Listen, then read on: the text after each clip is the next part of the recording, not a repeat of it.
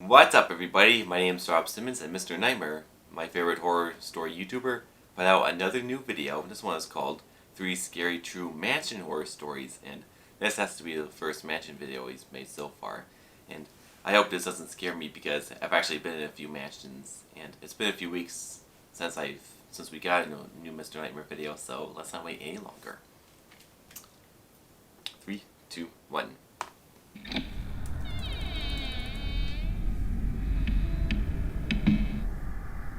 What a way to open a horror story video. Creaky noises. There's this abandoned mansion in Toronto that came up in a group chat among my friends. We saw pictures of it through a mutual friend who had recently gone to explore there. It looked immaculate based on the pictures, and we were intrigued to go check it out. It was 10 miles north from us, so the drive wasn't bad. The mansion sat on a big open grass plain, with pine trees and other foliage surrounding the perimeter of the property, acting as a natural fence or just a wall of privacy from the outside. My friends, who I'll call Chad and Brad for this story, followed close behind me as I led the way up the large gravel driveway towards the front of the unfinished house. By the looks of it, construction on the structure had been abandoned when it was near completion, as the outside foundation seemed to be finished. Our mutual friend who found out about the place had told us that he hopped through a back window that was left unlocked, so that's what we looked for. The unlocked window turned out to be in the kitchen, right over the counter, so one at a time we squeezed through the window, crawling onto the counter and then down to the ground.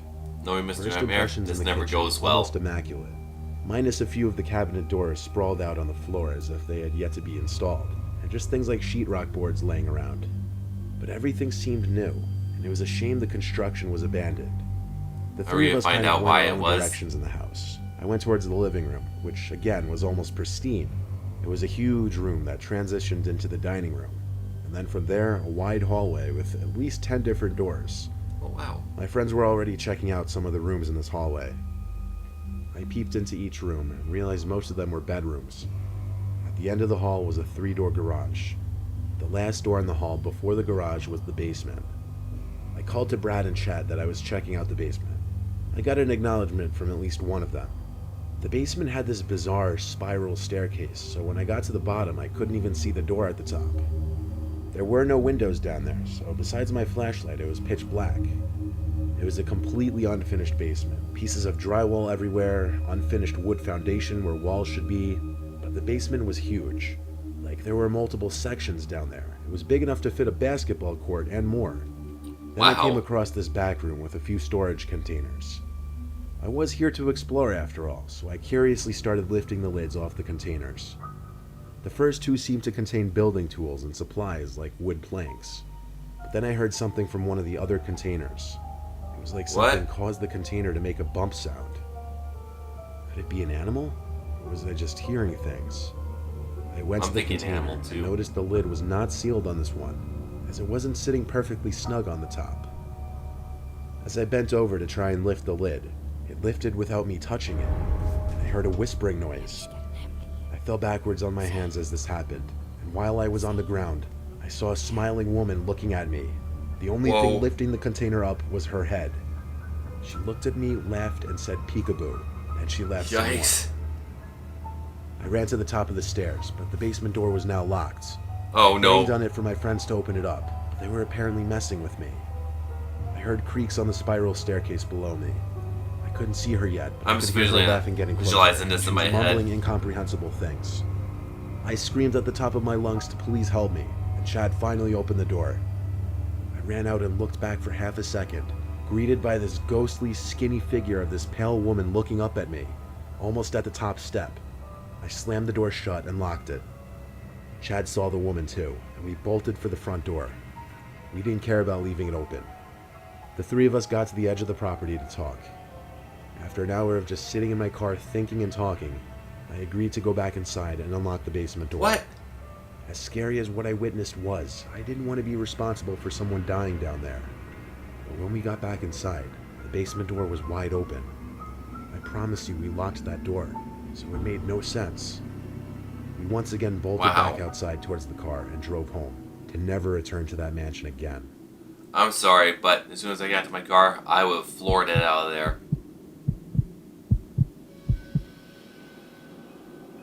When I was a very young kid, we lived in an upper middle class neighborhood. Lots of space between each house.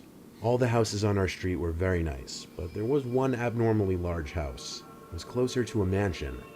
It sat right across the street from us, and my bedroom window could look across to the windows of the mansion. Since our street was incredibly low traffic, our parents let us play soccer in the street. So my two friends, Brian and Zeke, were playing soccer one sunny day. It was usually just the three of us, so we had this kind of free-for-all version of soccer that we made up. Eventually the ball was kicked onto the property of the mansion, so I ran over to get it.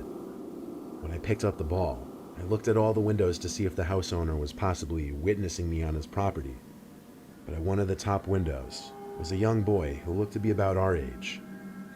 I hurried off the property and back to my friends. I asked them if they had ever seen the kid who lives in that mansion, and they hadn't. The second time I looked back at the window, the boy was no longer there. It wasn't for a while after that, probably a month, that I was in my room playing Nintendo, and for whatever reason I got up to get something, and I looked out my window across to the mansion, and I saw that boy at the window again. He was surely looking at me, all the way from across the street. Is this story gonna revolve around this boy? Creeped me out. I walked away from the window to ignore it. Why I don't hadn't think I we've ever seen the seen last that of it kid yet. outside before? Come to think of it, why hadn't I ever really seen the owners of that house? I asked my parents about the boy across the street. They said they were pretty sure there was no boy in that house. So the next time Brian, Zeke, and I were playing in the street, we were thinking of potential fourth players to have a real game. I had an idea. I ran Invite to the him. front door of that mansion and rang the bell. A 50-something-year-old woman answered. I asked if her son wanted to play soccer with us. She looked at me puzzled and said, "What son?" I replied, What? "The boy who was always at the upstairs window." I can't describe the look on her face besides shock and fear. She asked me what the boy looked like, and after my best description, a tear rolled down her cheek, and she put her hands over her mouth. She brought me upstairs to the room where I kept seeing the boy. It was a boy's bedroom. She showed me a picture of a kid, and asked me if this was the boy I was seeing, and I said yes. She told me that was her 8-year-old son Charlie, who died 10 years ago. Oh my That gosh. woman living there had been alone ever since she lost her son and husband. She believed what I said because I nor my parents would have ever had any way of knowing about her son. She didn't tell me or my parents what happened to her husband or son. As sad as this all was, it was still horrifying. There was one other time I saw the boy. I was in my room, months later, and I looked out my window to the woman's And there he mansion is across again. the street. There he was again, at the upstairs window. I could tell he was looking at me. I shut my blind with force and tried to forget about it. It still sends shivers up my spine when I think back on it. I'm sorry, but this was more sad than scary. But why would the woman just sell the house? Live in the past.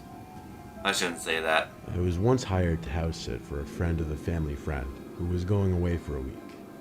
In this case, I should call it Mansionsid because the family was absolutely loaded, and the mansion sat on the rich side of town in front of a huge lake.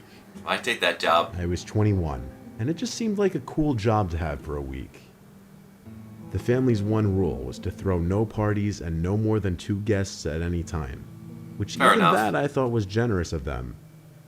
The father's name was Benjamin, and that's the only name I'm sorry, you but need that to water know. shot is gorgeous. Ben left me a list of things to keep track of every night, which included feeding the 2 cats and 2 parrots, watering the plants, among Oh other boy, things. how you gonna that find really 2 cats will in a big contribute house to like the that? story. The house was a half hour from home, so instead of just driving there and back every day, I opted to just sleep in one of the guest bedrooms, which they offered to me after all.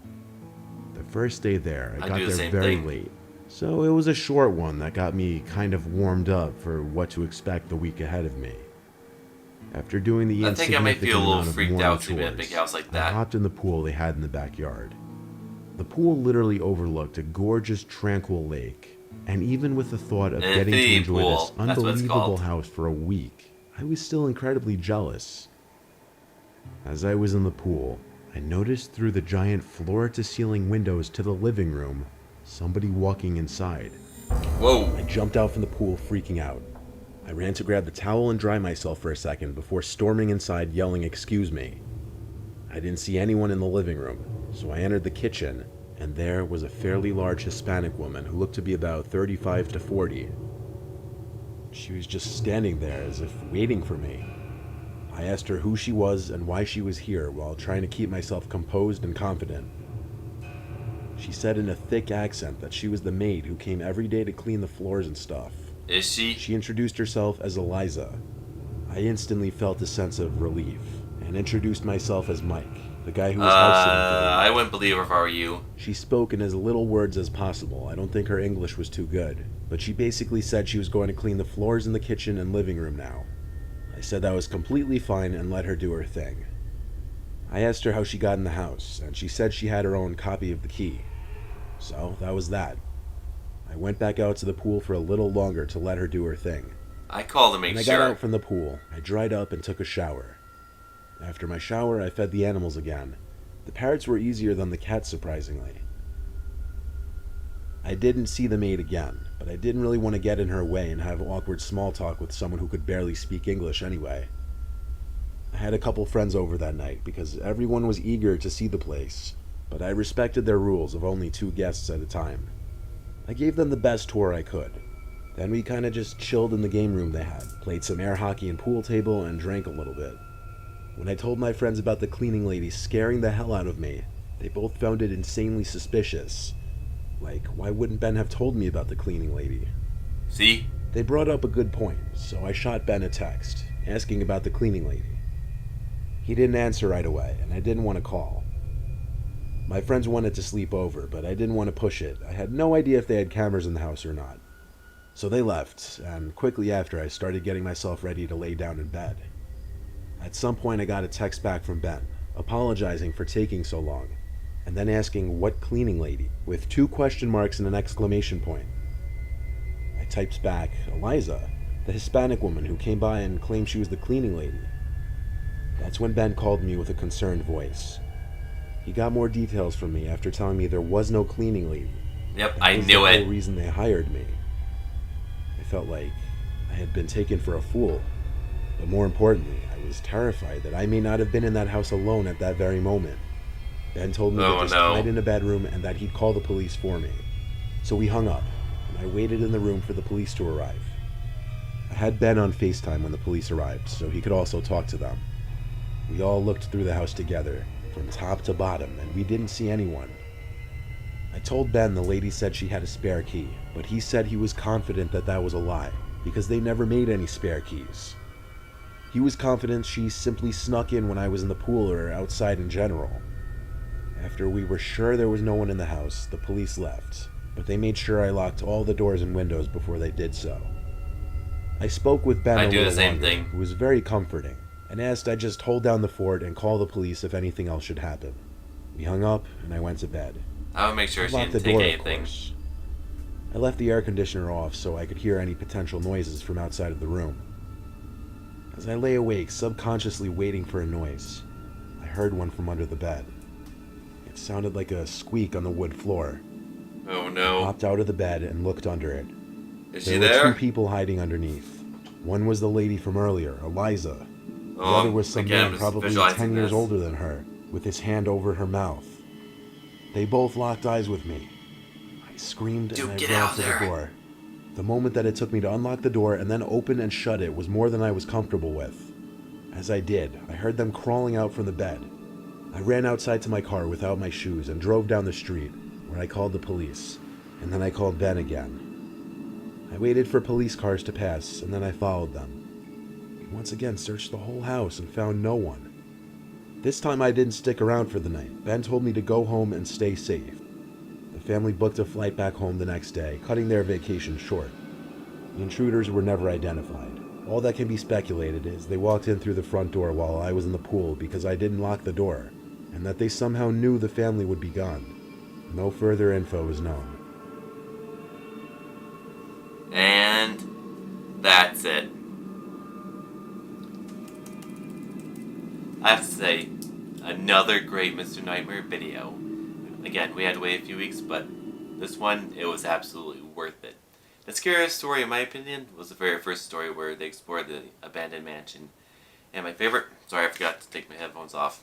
was the third story because I found it the most relatable. I have no idea why, because, well, if I was that guy, I would be absolutely excited to spend a week in a mansion. I mean, I was lucky enough to spend a few minutes in a mansion, let alone a week. And of course, I didn't know that the story was going to be cut short. But anyway, let me know in the comments which story was your favorite and which one you thought was the scariest. Thank you for watching.